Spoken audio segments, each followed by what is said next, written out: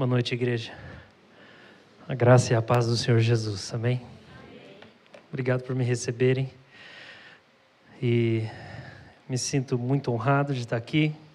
Vocês me deram um lugar de honra, falar na conferência, pregar aqui para vocês. Eu passei a última semana toda pensando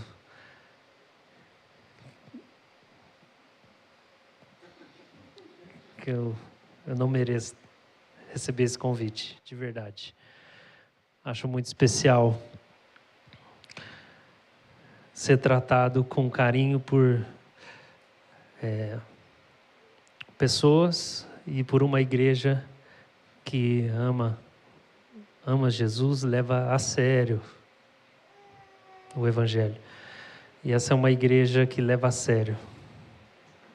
Eu conheço uma parte das pessoas que congregam aqui e aquelas que eu conheço, e conhecendo também o pastor de vocês, eu sei que vocês são uma igreja que leva a sério Jesus. Vocês levam Jesus a sério. E então, para mim, é humilhante, literalmente, é humilhante. Eu me sinto humilhado diante de um privilégio. Eu acho um privilégio pregar a palavra de Deus. É maravilhoso pregar a palavra de Deus, sabe? Ouvir Deus falar e poder falar o que Deus falou é muito... Eu não consigo explicar. É muito bom fazer isso que Deus nos chamou para fazer, me chamou para fazer. É muito bom ser um pastor. E talvez essa igreja seja o meu segundo lugar preferido para pregar na cidade. Talvez seja o meu lugar preferido depois da minha própria igreja. Então, obrigado pelo convite, obrigado você por estar aqui. Eu estou muito feliz, a minha esposa também, a gente vem contente para cá. E eu queria um minuto seu para a gente olhar para Jesus mais um pouco antes de eu abrir a Bíblia e da gente ouvir o que Deus quer falar. Você pode fechar o seu olho?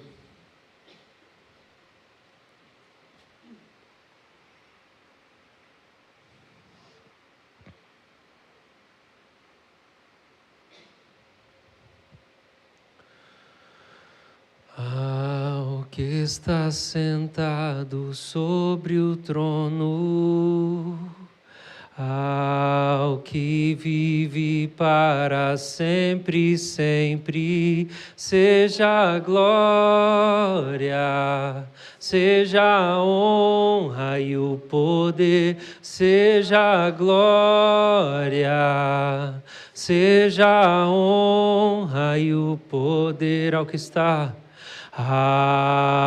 está sentado sobre o trono, ao que vive para sempre, sempre, seja a glória, seja a honra e o poder, seja a glória, seja a honra e o poder. Santo, santo, santo, santo, santo, Senhor. Santo, santo, santo, santo, santo é o Senhor. Santo, santo, santo, santo, santo, santo é o Senhor. Jesus, Jesus, Jesus, Jesus, que doce nome, que transforma em alegria o meu triste coração. Que doce nome, Jesus, que doce nome, Senhor. Há poder no seu nome, Jesus. Deixa-nos ouvir a sua palavra hoje, Senhor. Por favor, é o nosso desejo, é o nosso pedido, é a nossa oração. Em nome de Jesus, amém. Quero convidar você a abrir a sua Bíblia no livro do profeta Oséias, capítulo de número 6. Oséias, número 6.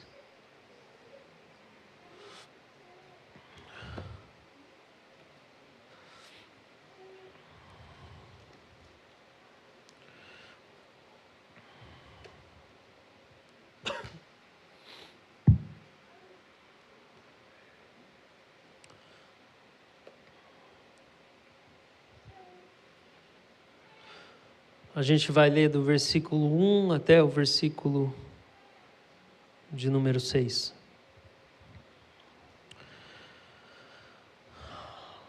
Venham e voltemos para o Senhor, porque Ele nos despedaçou, mas vai nos curar. Ele nos feriu, mas vai atar as feridas. Depois de 2 dias nos dará vida, e ao terceiro dia nos ressuscitará, e viveremos na presença dEle. Conheçamos e prossigamos em conhecer o Senhor. Como o amanhecer, a sua vinda é certa. Ele descerá sobre nós como a chuva, como chuva fora de época, e regará a terra. Agora é o Senhor falando. Antes era o profeta falando para o povo, exortando o povo, do verso 1 até o verso 3 é o profeta falando. Mas a partir do verso 4 é Deus falando através do profeta. E Deus diz: que farei com você, Efraim? Que farei com você, Judá? Porque o amor de vocês é como a névoa da manhã e como o orvalho da madrugada, que logo desaparece. Por isso os abati por meio dos profetas. Pela palavra da minha boca os matei. E os meus juízos sairão como a luz, pois quero misericórdia e não sacrifício, o conhecimento de Deus mais do que holocausto. Que o Senhor se agrade de compartilhar conosco enquanto nós meditamos na sua palavra nessa noite, amém? Irmãos, eu estou aqui com uma tarefa de falar sobre fascínio, como ficar fascinado por Jesus, e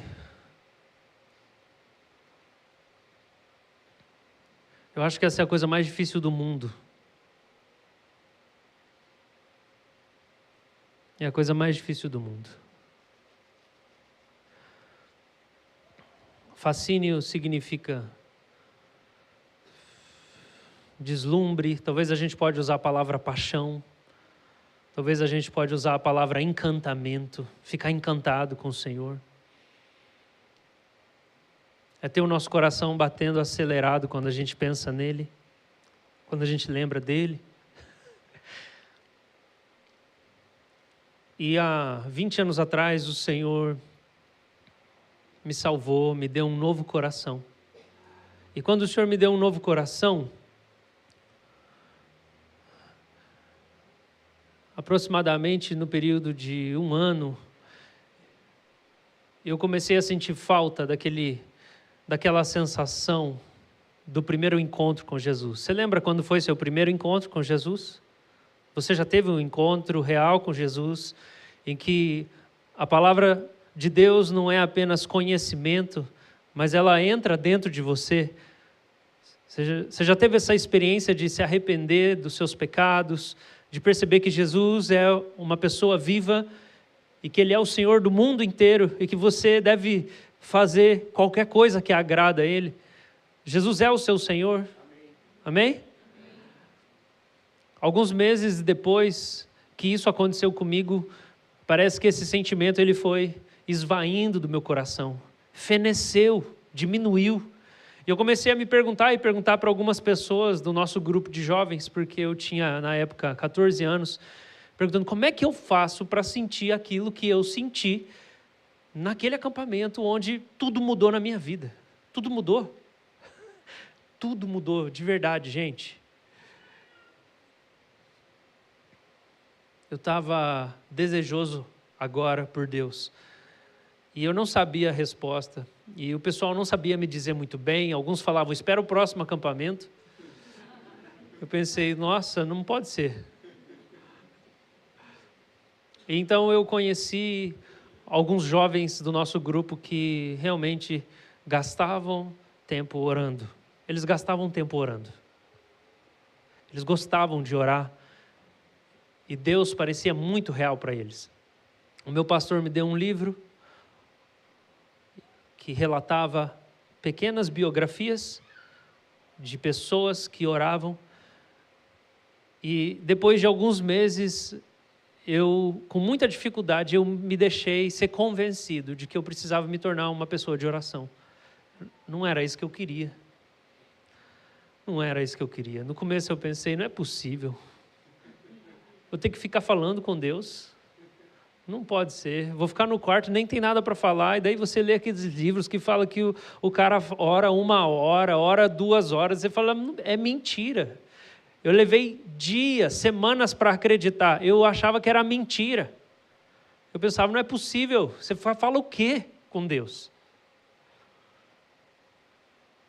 Mas tinha um rapaz na igreja que realmente fazia isso. E então eu decidi que eu ia me aventurar. Eu ia fechar a porta do meu quarto, eu ia falar, então, Deus, eu vou orar. E eu ligava um louvor, porque ficar em silêncio era atormentador. Então eu ligava um louvor e eu ficava pedindo para Deus abençoar todas as pessoas que eu lembrava, uma por um. Deus abençoa meu pai, Deus abençoa minha mãe, Deus abençoa meu irmão, Deus abençoa o pastor, Deus abençoa esse, Deus abençoa aquele. E eu falava, eu preciso gastar 1 hora aqui fazendo isso. E foi assim que eu gastei 1 hora orando por 1 semana, todos os dias. Quando chegava no outro dia, eu repetia a mesma coisa. Eu falava, Deus abençoa o meu pai, Deus abençoa a minha mãe, Deus abençoa o pastor, Deus abençoa esse, aquele. Depois de 1 semana, eu senti que não estava tão chato. E me deu vontade de falar alguma outra coisa. E eu pensei, será que está dando certo? Agora eu consigo criar frases. Eu não sou mais um bebê, talvez, espiritual. Eu estou conseguindo falar alguma coisa, além de Deus abençoa. E eu comecei a sentir um pouco mais de alegria e sentir um pouco da presença de Deus. E eu pensei, eu acho que está funcionando. Para encurtar a história, eu descobri que ali a minha baixa autoestima ela era resolvida. Eu tinha passado por algumas situações de abuso sexual na minha infância, e isso tinha causado uma confusão muito grande dentro de mim, e baixa autoestima, e confusão emocional, uma melancolia, uma tristeza, sempre me sentindo muito rejeitado, muito excluído, muito inferior a todo mundo, muito inseguro. E eu percebi que ficar ali orando tocava nessas bagunças emocionais. Eu falei, eu preciso ficar aqui. E eu comecei a me sentir amado por Deus, passando o tempo em oração. E aquilo foi mudando e eu fui desenvolvendo um linguajar, passando o tempo com Deus. O meu único alvo era, eu preciso passar tempo com Deus. Eu preciso ficar aqui. E se eu só decidir ficar aqui, tentando falar com Deus, Ele vai me dar coisas para eu falar, porque eu não sei o que falar. E isso começou a acontecer, e foram se passando alguns anos, e as minhas experiências com o Senhor em oração só foram aumentando, e na minha cabeça eu decidi que era isso que eu precisava fazer da minha vida, eu precisava ser um homem de oração. E eu tinha os meus alvos, e eu tinha decidido que cada ano eu ia aumentar 1 hora por dia para orar. Então no próximo ano eu aumento 1, então eu vou orar 2 horas por dia, no outro ano 3 horas por dia, no outro 4, no outro 5. Quando eu estava no 5º ano, ou no ano em que o meu propósito era orar 5 horas, todos os dias, eu tinha aproximadamente 19 ou 20 anos. E eu já tinha tido muitas experiências com Deus, já tinha tido experiências com o Espírito Santo, falava em línguas, e evangelizava travestis e prostitutas na rua, levava mendigo para casa, tinha um fogo dentro de mim que não me deixava ficar parado. Eu simplesmente queria fazer qualquer coisa que agradasse a Deus. Então, se eu desconfiasse que Deus queria alguma coisa de mim, eu ia correndo fazer. Porque passar tempo com Deus tinha me estragado. Eu fiquei estragado. Eu estraguei. Eu só queria ser um homem de oração. Era só isso que eu queria. E quando chegou no ano das 5 horas por dia, eu estava se eu não me engano, estava no 2º ou 3º ano do seminário. Não estudava nada, eu só orava no seminário. E não aproveitei muito bem meu seminário. Ou aproveitei, né? Mas, quando chegou na metade desse ano, eu estava fazendo uma viagem para Moçambique. E isso era 2009, se eu não me engano. Não, foi antes. Que ano que foi? 2009, estava em Moçambique. Eu não conhecia a minha esposa, mas ela também estava numa viagem missionária em Moçambique, no mesmo mês. E a gente não se encontrou lá. A gente só descobriu muito tempo depois que ela estava lá no mesmo mês que eu, fazendo uma viagem missionária. E quando eu estava lá, o missionário brasileiro que estava lá, que nos recebeu, e eu basicamente contei para ele, e eu me senti à vontade. Eu falei, olha, é isso. Eu sei que ninguém faz isso. As pessoas não oram na igreja. Eu já entendi. Eu sou um cara solitário. Ninguém quer fazer isso. Só eu faço isso. Não é mais presbiteriano orar? Não existe. Existe não. Morreram. Os que oravam morreram. Então, assim, e agora não está dando certo. Está travando. Eu não estou conseguindo. Quando chegou na metade de 2009, que eram 5 horas por dia, não conseguia. E eu estava angustiado, agoniado com aquilo. E o missionário só falou assim para mim. Hoje ele está... Fugiu o país. Ele está em outro país agora, fugiu.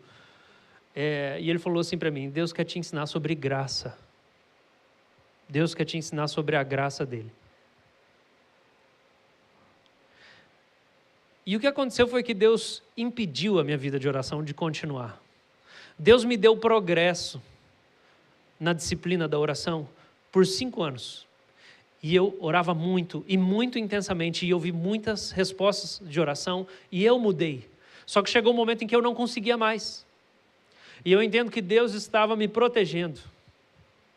Tem um pastor galês, ele já faleceu, o nome dele é Martin Lloyd-Jones, e ele fala assim, a pior coisa que pode acontecer com uma pessoa é ela se tornar bem-sucedida antes da hora.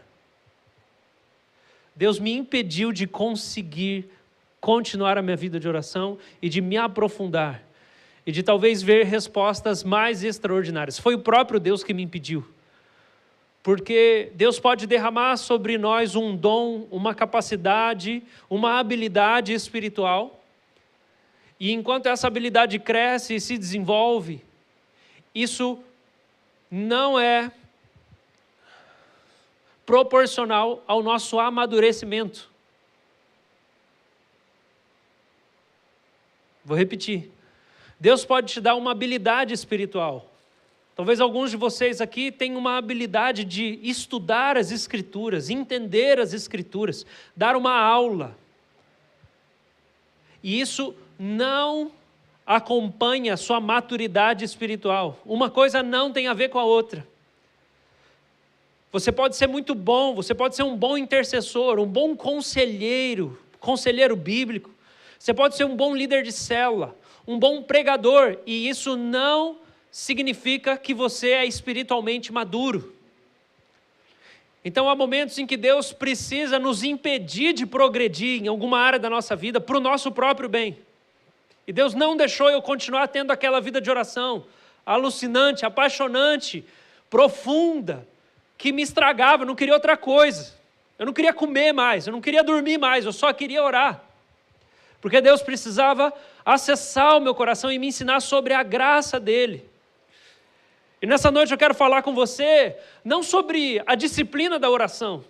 Eu não quero falar com você sobre passos e bons conselhos para você desenvolver a prática da oração, ou da contemplação, ou da adoração, ou de você ficar quieto diante de Deus. Eu quero falar de uma coisa mais profunda, eu quero falar de uma coisa mais íntima, eu quero falar de uma coisa que está aí dentro de você. Eu quero falar de algo que está na sua estrutura, que não é uma coisa prática. Você não vai pegar essa mensagem essa noite e vai fazer alguma coisa. Você não vai fazer nada com isso aqui.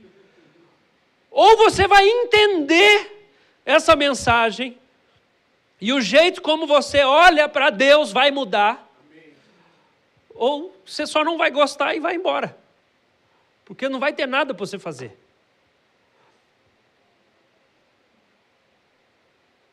O que precisou acontecer comigo naquele período, e dali em diante Deus começou a me ensinar algumas coisas que eu não aprendi tudo naquela vez, eu precisei voltar de novo, eu precisei ter vários momentos ainda na minha vida em que eu fracassei, que eu falhei, que eu me senti impotente. Eu precisei entender, irmãos, que cada progresso espiritual que eu experimento não é resultado do meu esforço.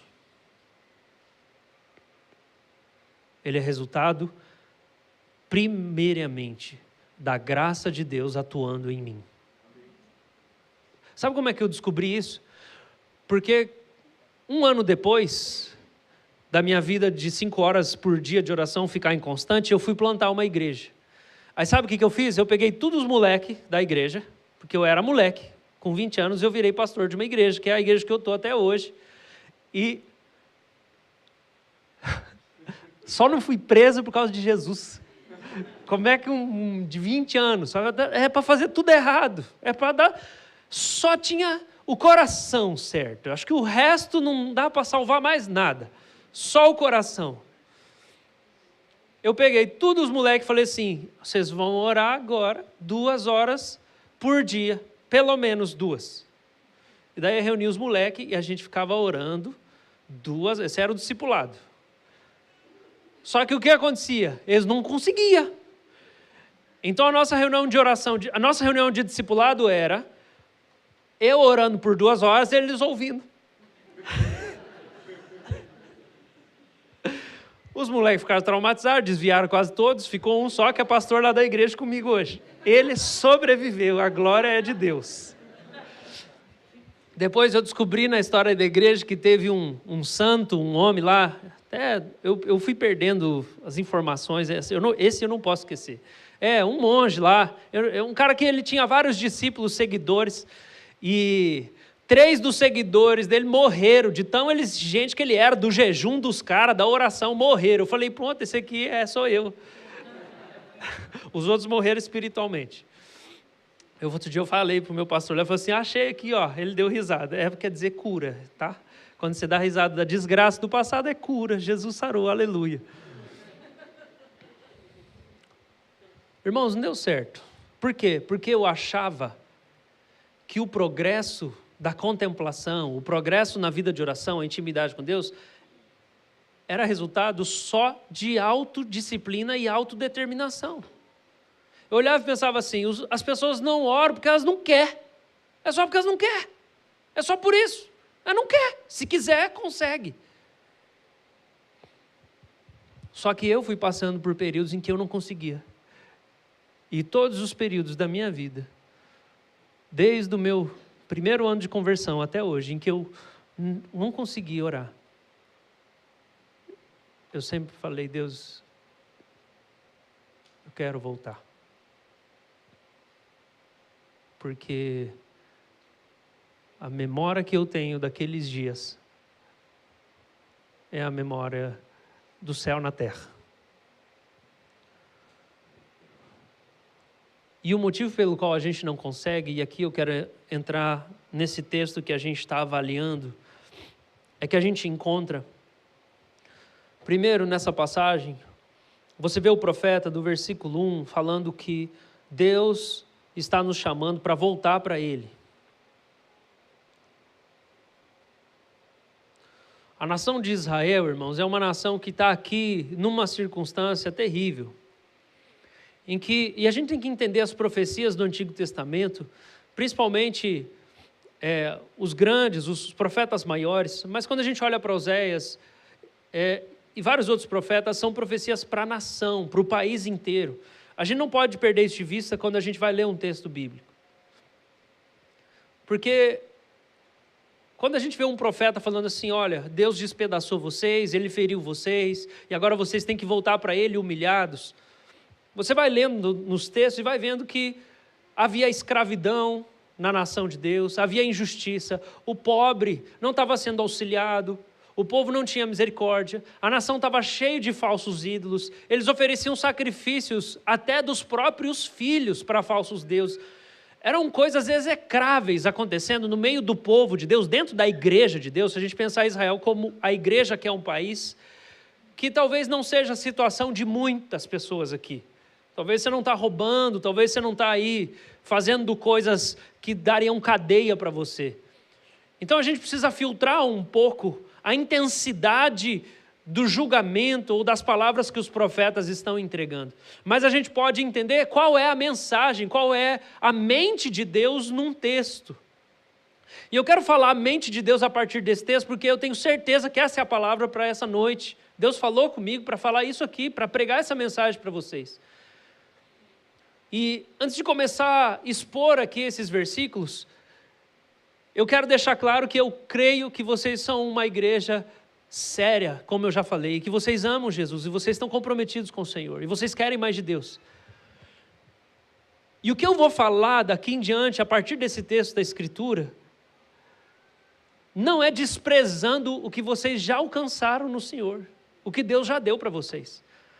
Mas o que eu quero dizer é o seguinte: se vocês querem avançar em intimidade com Deus, em amor por Jesus, em santidade, em conhecimento de Deus, daqui para frente, se vocês querem mais, vai ter que crescer convicção de pecado. Eu não estou ignorando e não estou menosprezando tudo que vocês têm, pelo contrário, eu falei e repeti umas 3 vezes nessa mensagem. Mas daqui para frente, se a gente quer crescer e avançar, tem que aumentar consciência do pecado que a gente pratica. Não tem como passar por isso. Vamos lá. Então o profeta fala assim: volta para Deus. Por quê? Porque Deus despedaçou vocês. O que significa isso? A nação passando por um tempo de arrogância, de desobediência da palavra, injustiça social, opressão, terrível, vários tipos de males. Deus vem e Ele traz conflitos e guerras para o povo. E o povo começa a sofrer nas mãos dos inimigos. Isso acontece desde o livro de Juízes. O povo volta a fazer o que é mal aos olhos do Senhor. Então Deus entrega eles nas mãos dos midianitas, ou dos filisteus, ou de uma outra nação que é vizinha. E daí a nação vem, oprime, escraviza, maltrata, o povo passa fome, passa um tempo de angústia. E então o povo se humilha diante de Deus. E quando o povo se humilha diante de Deus, eles encontram Deus novamente. É isso aqui que o profeta está falando. Volta para Deus, porque Deus moeu vocês. Isso acontece às vezes com uma igreja. Quando o coração da liderança da igreja se endurece, ou então quando uma igreja tem um coração endurecido, muita briga, muito conflito, um desejo de domínio, de controle, Deus vem e Ele fere uma igreja. A igreja passa por inúmeras crises, conflitos na liderança, dificuldades financeiras, problemas inúmeros que vão se acumulando. É o juízo de Deus sobre a igreja dele, sobre a casa dele. Por que Deus está ferindo a igreja dele? Para que possa haver uma postura de humildade diante do Senhor e o povo possa voltar a depender de Deus e perguntar para Deus o que Deus quer e se dispor a fazer o que Deus quer, porque a igreja é dele, não é nossa. E o profeta fala: volta para Deus, porque Deus vai levantar vocês desse momento difícil que vocês estão passando. E pode levar 1, 2 ou 3 dias, mas fiquem firmes. Volta para Deus. A palavra volta aqui, ela significa se arrependa, se converta. É a mesma palavra no hebraico. Volta, se converte, se arrepende. Volta para Deus, se converte, se arrepende. Faz o giro, você está olhando para um lugar. Talvez você está olhando para frente, talvez você está olhando para o lado, para baixo, para o próprio umbigo, para os outros. Volta sua cabeça para o Senhor, põe os seus olhos no Senhor, se converte para o Senhor, se arrepende. Você não pergunta mais para Deus o que Ele quer que você faça. Você não consulta mais a Deus. Você não vai mais para a Bíblia querendo que a palavra te norteie. Você está acostumado, você já sabe um monte de Deus.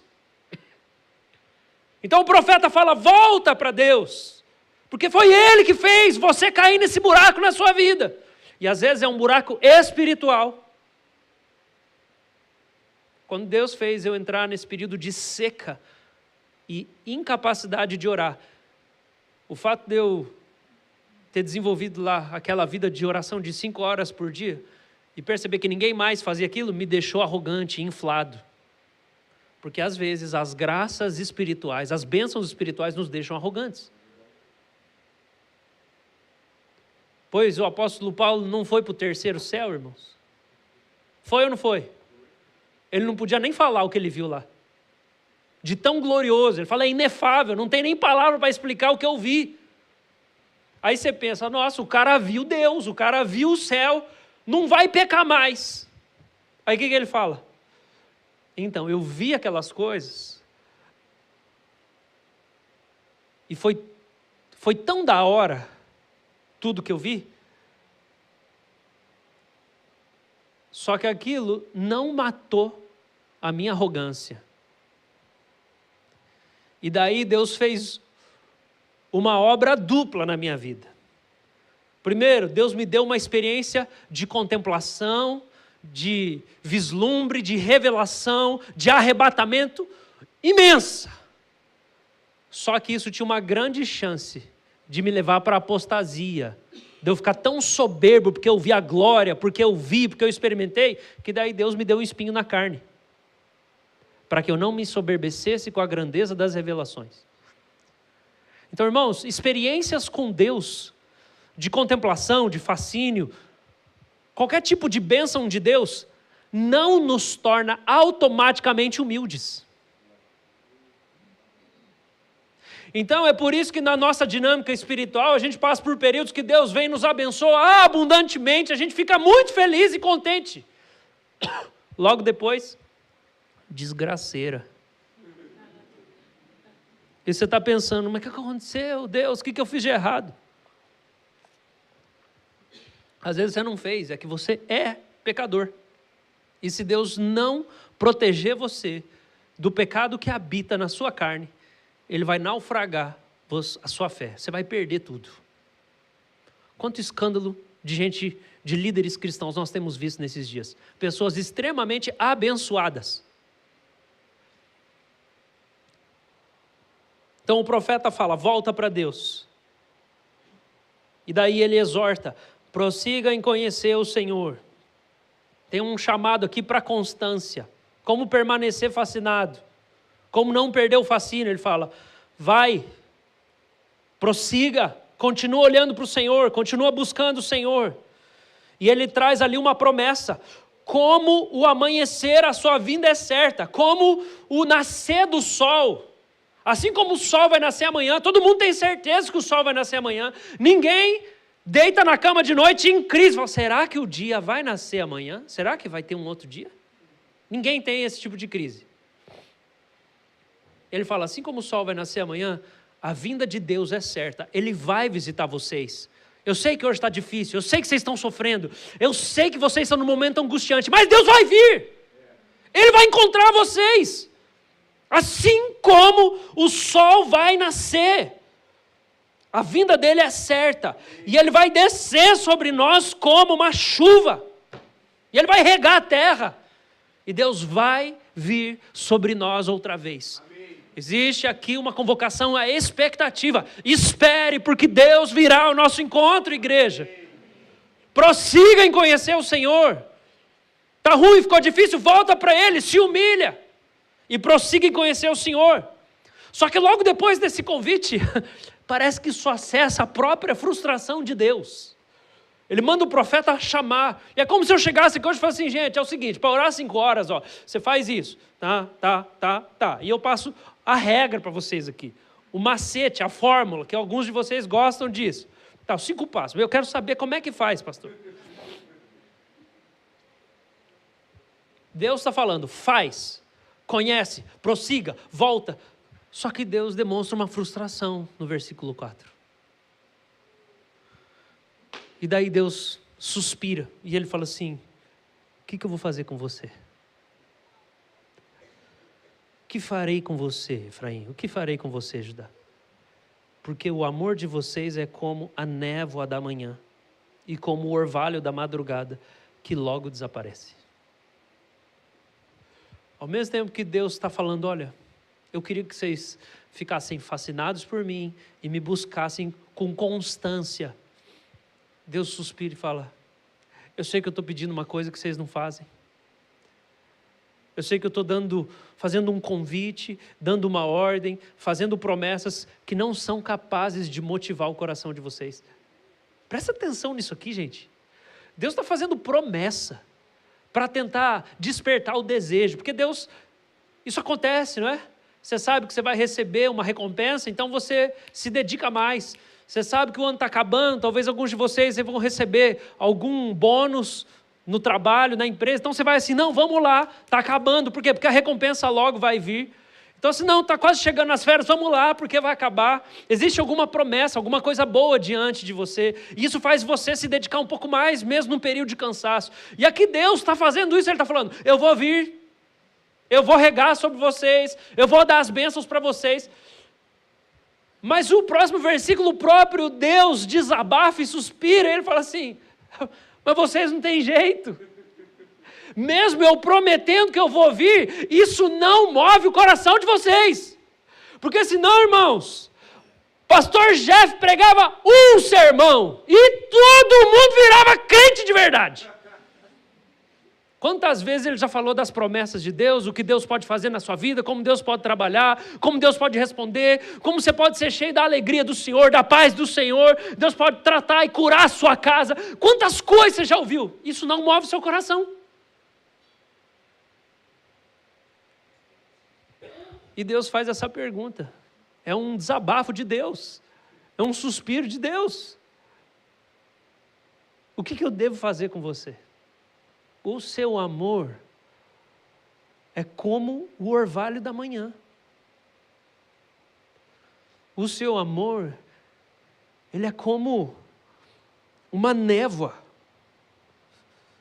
O dia raia, acabou. Eu preciso confessar uma coisa. O último mês, a minha vida de oração tem sido muito fraca. Tem sido muito difícil orar. E eu fiquei tão desanimado e sem vontade de buscar Deus. Eu falei, Deus, eu não sei, eu não estou com vontade de fazer nada. O que eu faço? Me ajuda. Eu não queria nem pedir ajuda. Sabe quando você está insensível? Sim, eu sou pastor, tá? Confissões. Senti isso, nada. Há 10 dias atrás, em resposta a isso, o Senhor começou a gerar em mim a vontade de ler a Bíblia. Deus começou a fazer eu querer ler a Bíblia. Eu fiquei com vontade. Mas me veio assim, leia livros inteiros da Bíblia. Eu falei, tá bom. Eu comecei a sentar, todos os dias eu li uma epístola inteira. Sentava assim, agora essa é a minha hora, eu vou parar e eu vou ler um livro inteiro da Bíblia. E daí eu fui lendo livros dos profetas, e aquilo foi começando a mexer no meu coração. Falei, tá bom, mas eu ainda não estou orando. E a oração é muito importante para mim. Eu não tenho sentido saudade do Senhor, Deus. Eu não tenho vontade de estar com o Senhor. Eu estou lendo a Bíblia, mas o meu coração está indiferente. Quando foi segunda-feira agora, eu deitei para dormir, eu deitado, minha esposa do lado, a luz apagada. Quando eu estava começando a dormir, o Senhor falou comigo. Porque daí, na segunda-feira, eu falei assim, Deus, domingo eu tenho que pregar sobre como é que faz para continuar querendo buscar o Senhor. Domingo à noite tem uma conferência. Os irmãos querem que eu fale lá como é que faz para continuar. O Senhor está entendendo? O que eu vou falar, Deus? Eu não consigo. Eu falei, tá bom. Qualquer coisa eu prego mal lá. Vou pregar uma mensagem horrorosa lá, tá tudo bem. Não vou ser demitido mesmo. Deitei, fechei o olho. Eu ouço o Senhor falando comigo. O seu amor por mim é como o orvalho da manhã, que logo passa.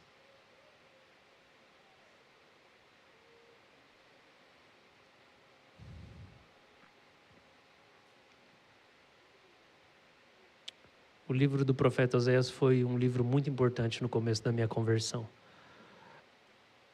Nos próximos dias eu fui para Oséias. E o Senhor começou a me lembrar que mesmo depois de 20 anos de crente, eu ainda sou um pecador.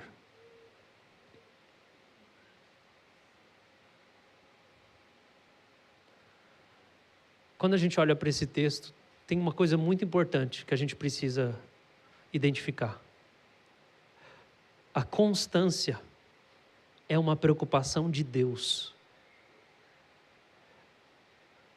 O profeta fala que é Deus que está se fazendo perguntas. Deus que está se perguntando, não é o povo não. Você acha que você quer ser crente? Você acha que você quer ser crente? Vou perguntar de novo, você acha que você é crente porque você quer ser crente? Eu vou perguntar de novo. É para você entrar na sua cabeça. Você acha, se você crê em Jesus, se você é cristão, se você vai na igreja, se você lê a Bíblia, se você ora, se você obedece a Deus, você acha que você é crente porque você quer?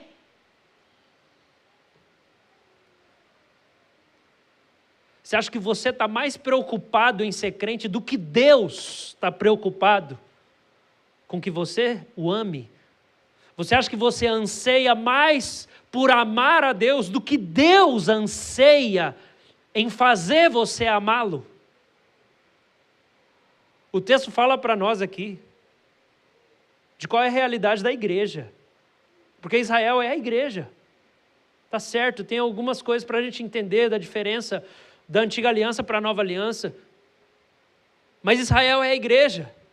Irmãos, o Senhor começou a me lembrar. Eu queria te lembrar isso nessa noite. Você não é crente porque você quer ser. Você só é crente porque Deus venceu você. O seu coração não ama Deus. Você não quer Deus. Você se força para ler a Bíblia. Você se força para vir para a igreja. Você se obriga. Você sofre. Você se faz um jejum, é assim, gemendo para fazer. Você não ama Deus voluntariamente. Você não tem força para isso. Você é inconstante. Você é indisposto para as coisas de Deus. Irmãos, eu sou. Essa é a nossa natureza, a gente é assim. A boa notícia é que Deus está se perguntando, como é que eu vou fazer para ganhar o seu coração? Deus está falando, o que eu vou fazer com você? Já que o seu amor é como o orvalho da manhã. Você está empolgado, vai na conferência, vai no culto, você chora, Deus, eu te amo! A semana começou, tá? Você não lembra, amanhã você não vai lembrar da minha pregação, eu já sei. Eu sou pastor há 15 anos da mesma igreja. Quarta-feira você já esqueceu de tudo. A única esperança para você é que Deus é mais forte do que você. Amém. E Ele faz você continuar crente. Amém. É Deus que faz, não é você. Aí você pensa, não pastor, mas esse negócio aí é do Antigo Testamento. Ah, é do Antigo Testamento? Então vamos ver o que o apóstolo Paulo escreveu. Porque nem mesmo compreendo o meu próprio modo de agir, pois não faço o que prefiro, e sim o que detesto. Nesse caso, quem faz isso já não sou eu, mas o pecado que habita em mim. Porque eu sei que em mim, isso é, na minha carne, não habita bem nenhum. Pois o querer o bem está em mim, mas não o realizá-lo. A gente quer ser crente, mas a gente não é. É o que Paulo está falando. Amém, igreja? porque eu não faço o bem que eu quero, mas o mal que eu não quero, esse faço. Esse é o nosso testemunho, amém? Alguém aqui está melhor que o apóstolo Paulo? Mas se eu faço o que eu não quero, já não sou eu que faz, e sim o pecado que habita em mim. Assim eu encontro essa lei. A lei é a seguinte: quando eu quero fazer o bem, o mal reside em mim. Porque segundo o homem interior, ou o homem espiritual, ou esse coração regenerado, que nasceu de novo, eu tenho prazer na lei de Deus.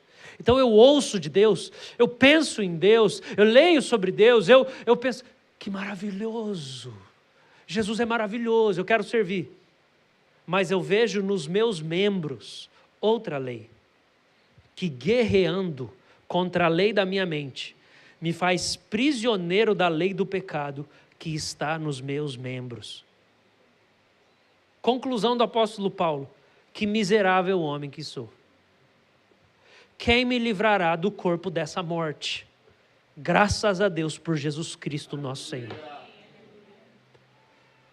De maneira que eu de mim mesmo, com a minha mente, sou escravo da lei de Deus, mas segundo a carne, eu sou escravo da lei do pecado. Irmãos, o que o apóstolo Paulo está falando é, já é convertido, tá, irmãos, aqui. Tem gente que fica falando, não, capítulo 7 de Romanos, Paulo não é convertido. Não tem como. Ele está dando graças a Jesus aqui.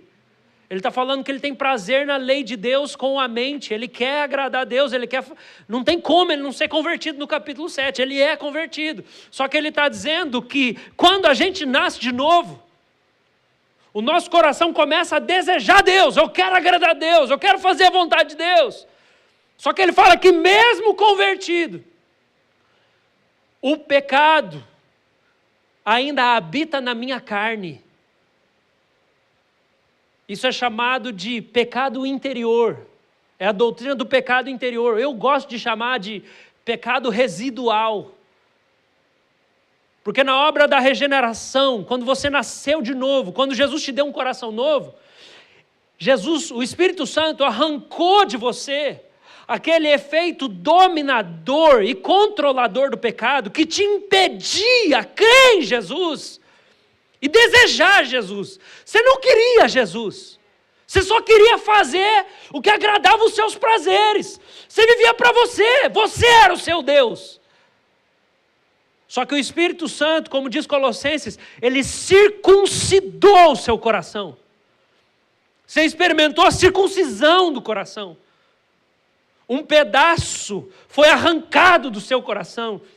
E é como se agora você pudesse ver Jesus como belo, como o Senhor, como amável, como Salvador. E agora você crê nele, você deseja ele. Só que ainda ficou um resto de pecado dentro de você. É o pecado interior. É o pecado residual. É como se na lavagem do seu coração, sabe quando você vai lavar assim aquela panela e você esfrega, mas ficou uma camada colada no fundo da panela. Esse é o pecado interior, residual. Quer dizer o quê, irmãos? Experimenta não ler a Bíblia, não orar e não vir na igreja para você ver o que vai acontecer. Experimenta. O que vai acontecer? Você vai divorciar. Você vai afundar na pornografia. Você vai adulterar. Você vai roubar. Você vai ser preso. Você vai entrar nas drogas. Eu tenho certeza que se Jesus não tivesse me salvado aos 14 anos, eu estaria ou nas drogas ou morto. Eu tenho certeza disso por causa de como eu era e de para onde a minha vida estava arrumando.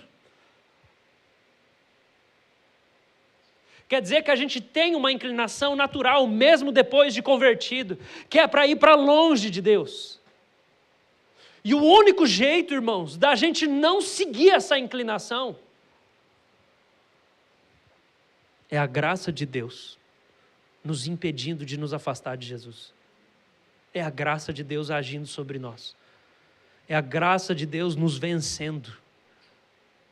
É a graça de Deus agindo sobre o nosso coração, pegando assim, ó. Sabe, virando a cabeça cabeça para Jesus. Paulo fala de uma guerra. Existe uma guerra. Irmãos, esse é o lamento de Deus no profeta Oséias. O que é que eu vou fazer? Fazer promessa não resolve. Eu digo que vou abençoar, você não se humilha, não obedece e não busca mesmo assim. O que eu vou fazer? Irmãos, se a gente quer melhorar na nossa constância com Deus, se a gente quer continuar fascinado por Jesus, se a gente quer continuar crente e isso só aumentar, a resposta está no próximo versículo. E o versículo de Oséias diz assim, versículo 5. É por isso que eu os abati por meio dos profetas. Pela palavra da minha boca os matei, e os meus juízos sairão como a luz. Irmãos, primeiro eu queria dizer o seguinte: não tem ninguém que não precisa disso aqui. A inconstância é uma das marcas da nossa relação com Deus do lado de cá da eternidade. Não tem nenhum crente que não é inconstante em alguma medida. Às vezes a gente idealiza os profetas, os apóstolos, esquece. Você lê Jeremias bem, tem uma hora que ele fala assim: cansei, eu não quero pregar mais, eu não vou mais profetizar. Deus, eu cansei. Inconstante. Tinha hora que ele desistia.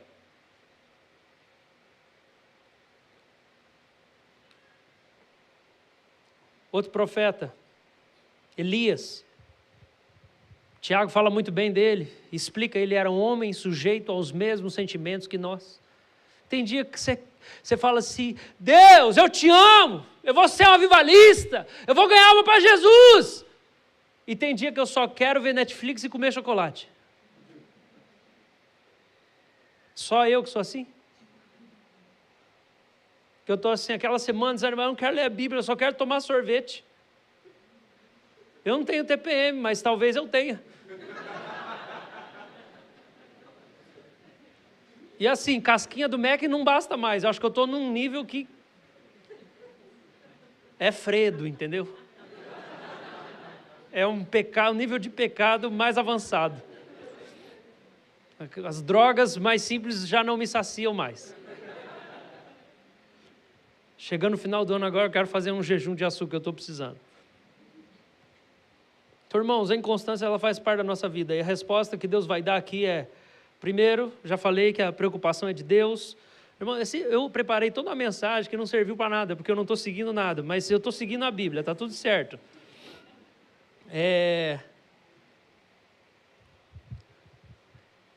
Deixa eu fechar isso aqui, que só vai me atrapalhar. Deus fala, é por causa disso que eu os abati. A palavra aqui não é exatamente abater, a palavra aqui é rachar. É a palavra rachar. Deus está dizendo, se eu não consigo vencer vocês na inconstância de vocês, eu levanto os profetas para rachar vocês, que é o verbo que geralmente está relacionado com o uso do machado. Então Deus está falando, eu racho. É por isso que eu mando os profetas para rachar vocês. Lembra que João Batista disse, o machado já está posto à raiz? Essa referência é uma referência profética do Antigo Testamento. Havia momentos em que o único jeito de Deus vir alcançar o coração é quando a palavra dele fosse enviada de uma maneira tão forte e poderosa como um machado que acertasse um pedaço de madeira. Essa palavra também é utilizada para esculpir um pedaço de pedra, um pedaço de rocha. Isso tudo na linguagem hebraica. Então Deus está falando, é por isso que eu levantei os profetas. Irmãos, eu sei que a gente não gosta de mensagem de confronto, a gente não gosta desse negócio, entendeu? Você está aí pensando assim, eu já tenho tanto problema na minha vida, pastor, você vai falar que eu tenho pecado ainda? Minha esposa já reclama que eu não faço compra no mercado, que eu não acompanho ela, entendeu? Meu marido reclama que eu não faço sexo o suficiente, meus filhos estão tudo rebeldes, eles não me obedecem, não submetem, você vai falar que eu tenho pecado ainda? Irmãos, quando a nossa vida está desse jeito, que a gente só está se sentindo apertado pelas coisas que estão fora do lugar, é nessa hora que você precisa ser removido dessa areia movediça. E o jeito que Deus remove você é enviando a palavra dele para arregaçar você. Porque o seu coração está igual um toco. E ele precisa vir com o machado da palavra dele. Ou com a marreta, como o profeta Jeremias fala assim: por acaso a minha palavra não é como a marreta que esmiuça a pedra, a penha. Seu coração está endurecido, obstinado. Você está precisando de um encontro com Deus. Irmãos, é muito bom encontrar o Jesus que vem e ele fala assim: não atire pedras. E tem hora da nossa vida, e talvez alguns de vocês estão nesse momento, vocês estão conhecendo a misericórdia de Deus, a doçura de Jesus. E essa palavra que eu estou trazendo, ela não exclui a doçura de Jesus. Ela não é contra a doçura de Jesus. E essa é a majestade de Jesus.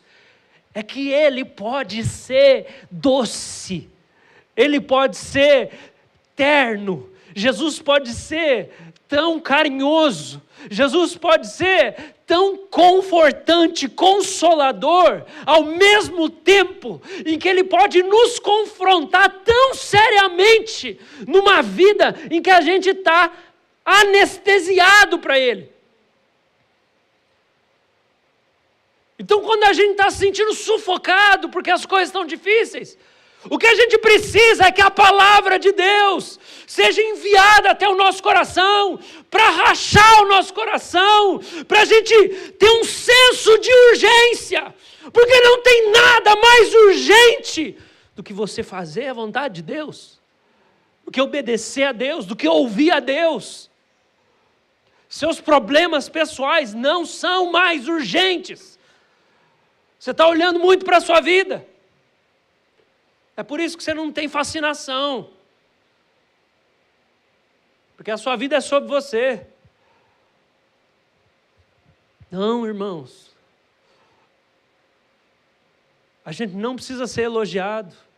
A gente não precisa ser exaltado. Você não precisa. Quem precisa é o Senhor. E eu ouso dizer que a sua tristeza existe porque você exalta pouco Jesus. É por isso que você é triste. Porque você levanta pouco o nome de Jesus. Porque Jesus não é grande aos seus olhos, ele é muito pequeno e a sua vida é muito grande, Jesus é muito pequeno. Está tudo invertido. É por isso que você é triste. É por isso que você não tem fé. É por isso que você é inconstante na sua relação com Deus. Porque tem muito você, tem um altar do ego no seu coração, é tudo sobre você, para você estar bem, e Deus também serve para fazer você bem, e você busca Deus e vai na igreja, e quer fascínio, porque você quer ficar bem, você quer experimentar Deus para você ser feliz. É melhor você estar aqui na igreja para ser feliz do que lá na biqueira. Mas deixa eu falar uma coisa. Isso ainda é a escravidão do ego. Isso ainda é você viver para o seu próprio ego. Agora, sabe o que é felicidade? De verdade.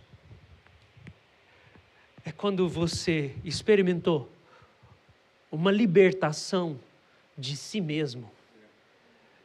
E que você está pouco se lixando com o que vai acontecer com você, porque você está tão absorvido pela beleza e a majestade e a santidade de Jesus. E eu sei que muitos de vocês nem acreditam que isso pode acontecer. Mas eu quero dizer para você, pode. Amém. Pode acontecer sim. Você pode parar de ficar ofendido. Dentro da sua casa, no seu trabalho. Você pode vencer a sua baixa autoestima, a sua tristeza, a sua angústia. Você pode vencer essas coisas. Amém. Mas Jesus vai ter que ser maior que você na sua vida. Você vai ter que destruir o altar de viver para si mesmo, para servir a si mesmo. E você precisa lembrar, não há bem nenhum em você. Só existe um que é bom. Foi o que Jesus falou. Só tem um que é bom, não é você. Não sou eu. Eu não sou bom. É isso que faz eu ficar fascinado com Jesus. Eu não fico fascinado com Jesus se eu só fico tentando ficar fascinado com Jesus. Quer ficar mais fascinado, mais apaixonado, mais aliviado dos fardos da vida? Não adianta você só olhar para Jesus e ficar tentando para Jesus. Se você não abrir espaço do seu ego, você tem que diminuir para ele crescer. Não dá para ele crescer junto com você. Essa opção não foi dada para nós. Não é assim, Jesus vai crescendo, você vai crescendo com ele. Você não vai crescer com ele. E ele não vai crescer se você crescer. Você tem que morrer, tem que diminuir, tem que abaixar. Não, pastor, mas e a autoestima? Eu tenho tanto complexo. Você vai encontrar em Jesus um afeto, um carinho que vem dele. Aleluia. Vem dele. Não é de você ficar falando, porque eu sou bonito, porque eu sou isso, eu consigo, eu posso, porque eu sou. Sai! Você vai fazer libertação. Cara, o que vai curar seu coração não é autoafirmação. É Jesus. Aleluia. É Jesus falar para você que Ele ama você. Amém. Só que você não consegue ouvir Ele. Por quê? Porque é só você na sua vida. Você tem que morrer. Você tem que negar a si mesmo. Você tem que mortificar a sua carne. O apóstolo Paulo fala isso, ele diz assim: a inclinação da carne dá para a morte, a inclinação do espírito dá para a vida. Então, se você viver direcionado pela sua carne, confiando na autopreservação, no que você pode fazer, isso vai levar para a morte. Se você perder toda a esperança em você mesmo, e chegar num ponto de falar assim: eu sou uma desgraça do marido, eu sou uma desgraça do pastor, eu sou uma desgraça de tudo. Jesus, tem lugar para mim? Tem lugar para mim? Socorro! Tem misericórdia? Socorro! Eu não sou bom em nada. Eu só estou vivo porque o Senhor me dá ar. Eu só sou crente porque o Senhor me vence e faz eu continuar crente. Qualquer coisa que eu acerto é porque o Senhor derrama graça em mim e me faz progredir. Amém. A glória é sua. O louvor é seu. A adoração é sua. Eu tenho que honrar o Senhor. O apóstolo Paulo fala assim: a graça de Deus que foi colocada em mim não foi vã, porque eu trabalhei mais que todos os 11 apóstolos. E daí ele termina dizendo em 1 Coríntios 15, ele fala assim: no entanto, não fui eu que trabalhei, foi a graça de Deus em mim. Ele está falando, qualquer coisa que eu acertei na minha vida, não fui eu, foi a graça de Deus. É por isso que se a gente quiser constância com Deus, a gente precisa ser rachado pelos profetas e pela palavra dele. Porque essa palavra vai lembrar a gente da nossa pecaminosidade, irmãos. Vai lembrar da nossa impotência, da nossa incapacidade. Nós estamos muito frustrados porque a gente acha que assim, eu não consigo, mas peraí, eu vou tentar de novo. Deus, por que você não me ajuda? Eu estou tentando, Deus, me ajuda. Eu não consigo, mas eu vou tentar mais um pouco. É por isso que vem a frustração. Você precisa chegar no ponto de estar convencido da sua incapacidade, da sua maldade, do pecado que habita no seu coração. E daí você vai se entregar: Senhor, ou a sua graça age em mim, ou eu não vou conseguir dar o próximo passo.